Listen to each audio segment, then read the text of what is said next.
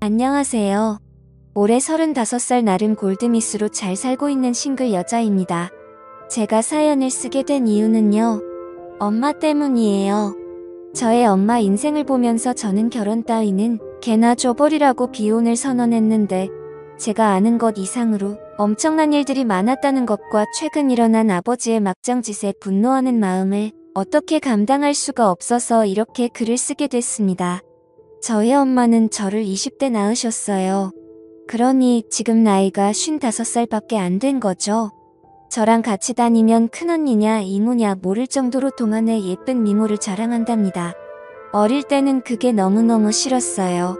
저는 아빠 닮아서 못생기고 뚱뚱하고 피부도 더럽고, 그런데 엄마는 피부도 좋고 하얗고 예쁘고 젊고, 안 그래도 젊은데 심지어 동안이고 아빠랑 같이 다니면 딸들이냐고 물어볼 정도였으니까요. 아빠는 엄마와 띠동갑이었습니다. 어릴 때 친구들이 얘기하잖아요. 너네 아빠는 몇 살이냐, 엄마랑 살 차이 나냐. 정말 피하고 싶은 순간이었어요. 아빠 나이가 많은 것도 엄마가 어린 것도, 심지어 둘이 띠동갑이라는 것까지 어린 나이에 참 쉽지 않더라고요. 그래도 두 사람 사랑해서 결혼했을 거라고 생각했어요. 아빠랑 엄마는 같은 동네에 살던 사이였는데 엄마한테 한눈에 반한 아빠가 죽자 사자 따라다녔다네요. 그래서 고등학교 졸업하자마자 낚아챘다고 어릴 때는 그런가 보다 했는데 제 생일이 10월달이거든요. 20살 되자마자 저를 임신한 건데 그 전부터 사랑하셨나 보다 하고 깊게 생각 안 해봤었어요. 근데 제가 나이를 먹어가고 사춘기 시절부터 조금씩 이상하다 싶은 생각이 들었어요. 제가 중고등학교 때 12살 차이 나는 사람들은 거의 30이 다 된 나이인데 그 당시엔 완전 아저씨로 보이는 사람들인데 이게 사랑이 가능하다고 싶었던 거예요. 한편으로는 연예인 좋아하듯 좋았나 싶기도 했는데 그러려면 비주얼이라도 좋아야 하잖아요. 엄마가 너무너무 아까울 정도로 아빠는 키도 작고 못생기고 심지어 대머리입니다. 젊을 때 사진 봐도 머리숱도 없고 그냥 배 나온 아저씨더라고요. 엄마는 도대체 아빠 어디가 그렇게 좋았어? 어디가 좋아서 결혼까지 해서 이러고 살아라고 물으면 그냥 다 좋았어 라며 얼버무리고 대화를 피하곤 했어요. 부끄러워하나 했는데 알고 보니 다른 속사정이 있었던 거였어요. 제가 바보였죠. 진작 더 물어보지 않고 엄마 부끄러워하기는 그래도 좋긴 좋았나 봐 하면서 놀리곤 했으니까요. 처음으로 아빠에 대한 반감이 생긴 건 다른 집 아빠들과 우리 집 아빠가 많이 다르다는 걸 알게 된 초등학교 시절이었어요. 우리 집은 늘 엄마가 나가서 일을 했어요. 화장품 방판도 하고 식당에도 나가고 아빠는 사업을 한다고 하는데 맨날 놀았어요. 하루 종일 TV 보고 그러다가 밤에 나가고 새벽에 들어오고 나중에 알고 보니 동네 양아치들이랑 도박하는데 빠져가지고 엄마가 피 땀 흘려가며 벌어온 돈들까지도 도박판에 다 꼬라박았다고 하더라고요. 엄마가 일주일에 하루 쉬는 날이면 몰아놓은 빨래감에 청소에 집안일 이란 일은 다 해야 했고 저는 그런 엄마 아빠를 보면서 우리 집 좀 이상하다라고 생각했었던 것 같아요. 아주 어릴 때였어요. 엄마는 그렇게 평생 일을 했어요.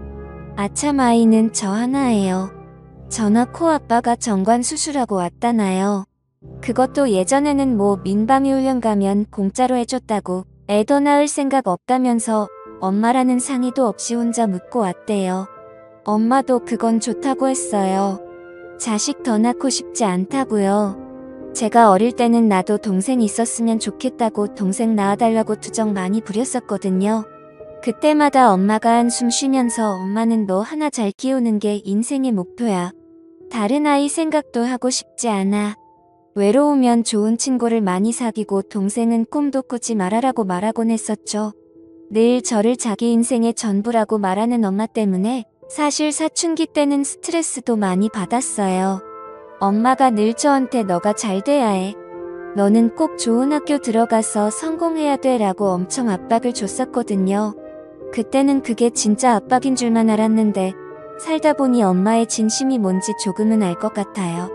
그래도 싫었지만 엄마 호강시켜줄 거라고 열심히 공부해서 지금 번듯한 직장 다니며 꽤 많은 연봉 받고 잘 살고 있어요. 엄마도 만족하시고요. 몰랐는데 엄마가 몸에 멍이 좀 잘 드는 편이었어요. 이상하게 안 보이는 데만 골라서 멍이 드는데 저는 딱 알죠. 목욕탕 가도 멍 자국은 보이고 엄마 옷 갈아입을 때나 샤워할 때도 보니까요. 엄마 조심 좀 하고 다녀. 웬 멍이 이렇게 많아. 그러게나 말이야. 어디서 멍든 건지도 모르겠네 라며 아무렇지 않게 받아주던 엄마의 말들. 사실 제가 없을 때 아빠랑 싸우기 기라도 하면 아빠는 꼭 물건을 집어 던졌다고 해요. 다행인 건 그리고 그나마 진짜 눈꽃만큼 고마운 건 제 앞에서 안 그랬다는 거 아닌가요? 제 앞에서 그랬어야 제가 더 진작 알아채고 이 지경까지 오지 않았을까요? 암튼 아빠는 그렇게 오만 물건을 엄마한테 집어던져서 엄마 멍들게 만들었고 물건 던지는 거에서 넘어서서 손찌감까지 하게 됐다고 합니다. 엄마는 그저 가정 지키겠다고 까놓고 저 때문이겠죠? 저한테 상처 주지 않으려고 저 다 컸는데도 한부모 자식 만들지 않으려고요. 하루는 엄마한테 전화가 왔어요. 내가 이런 얘기해서 진짜 미안한데 엄마 고민이 있어. 오늘 시간 있으면 엄마 집에 좀 들릴래? 제가 30살에 독립돼서 나왔거든요. 집에서 회사가 2시간 거리라 출퇴근도 힘들고 그냥 혼자 살고 싶었던 때였어요. 엄마 혼자 외로울 거 알면서도 그냥 나와버렸는데요. 암튼 그 전화를 받고 엄마 집에 갔어요. 엄마 집 문을 여는 순간 벌어진 상황을 보고 제 눈을 의심할 수밖에 없었습니다. 집은 초토화되어 있더라고요. 심지어 TV까지 바닥에 내동댕이 쳐있고 그릇은 다 깨져 있고 엄마는 소위 말하는 눈탱이 밤탱이가 되어 있고요. 기겁을 한 저는 엄마 이게 무슨 일이야? 도둑 들었어? 라고 물었죠. 엄마는 너무도 태연한 듯 웃으면서 저한테 말하기 시작했어요. 더 어릴 때부터 늘상 있던 일이야. 근데 나도 이젠 질려서 못 참겠다. 그냥 이 정도였으면 여태 참고 산 게 앞으로는 더 못 참았겠니? 근데 네 아빠 여자 있다더라. 이제 나보고 나가래. 나 어떻게 해야 하니 진짜. 어이가 없어서 할 말이 없었어요. 여자가 있다. 엄마처럼 예쁘고 고운 여자 이렇게 개고생시키면서 데리고 있으면서 무슨 놈의 다른 여자가 있어요. 나이도 내일 모레 70 다 되어가는 사람이요. 엄마 아빠 여자 있대. 돈 보내버려 뭐가 고민이야. 억울해서 나 너무 억울해. 나 사실 아빠 사랑해서 한 결혼이 아니었어. 엄마는 전혀 동의 없이 저한테 다 털어놓기 시작했어요. 아빠는 엄마네 집 지하 단칸방에 새들어 살던 총각이었는데 엄마가 20살이 막 되었을 때였답니다. 집에 물이 새는데 주인 집에 아무도 없으니 엄마라도 잠시 내려와서 봐달라는 말에 아무 의심 없이 아빠 방으로 내려갔고 그날 몹쓸 짓을 당했다고 해요. 아무것도 모르고 순수했던 엄마는 큰일 났구나 싶어서 아무한테 말도 못했고 아빠라는 인간은 너네 부모한테 다 불어버릴 거라고 협박을 해서 엄마를 주기적으로 불렀답니다. 결국 그러다가 제가 생겨서 결혼을 하게 됐다고 하더라고요. 엄마 말로는 그 당시 엄마는 아기가 어떻게 생기는 줄도 모를 정도로 진짜 무지했다고 해요. 그래서 순결을 뺏기면 큰일 나는 줄 알았던 사람이고 또 워낙에 보수적이고 고지식한 할아버지 때문에 그런 일을 입 밖에 꺼낼 수 없었다고요. 지금 같은 말도 안 되는 일이지만 그때 당시에는 그런 일이 많았다고 저로서는 이해할 수 없지만 그때의 엄마가 너무 불쌍하고 그런 일로 지금까지 당하며 살아온 엄마가 또 불쌍하고 나 같은 게 때문에 결혼까지 한 엄마의 인생이 너무 안타까워서 참을 수가 없었습니다. 그래도 엄마는 저 보며 참고 살았대요. 그 말이 진짜 얼마나 제 가슴에 대무처럼 박히는지 아세요? 내가 뭐라고 나 같은 것만 아니었어도 엄마가 또 다른 인생 살 수 있지 않았을까 싶어서요. 진짜 충격 많이 받았는데 엄마 인생 이렇게까지 망쳐놓은 주제에 딴 여자 생겼다고 엄마 내쫓으려고 한다 가만히 있을 수가 있나요? 엄마가 이 집에 지내고 있는데도 그 낯선 여자 데려와서 엄마 내쫓고 지리집 마냥 그렇게 지내고 간 밤이 벌써 여러 번이라고 진짜 내가 이 엄마 때문에 못 살아요. 그래서 내쫓는다고 쫓겨났냐니까 찜질방 가서 자고 그랬대요. 속이 터져요 안 터져요. 저는 도저히 안 되겠다 싶어서 집 사진이랑 엄마 멍든 사진 다 찍고 엄마랑 병원 가서 진단서를 끊고 왔어요. 진짜 가지가지 한다는 말이 이럴 때 쓰라고 있는 건가요? 집에 돌아와서 문을 열었는데 타이밍도 기가 막히죠. 아빠 신발과 함께 낯선 여자 신발이 딱 있더라고요.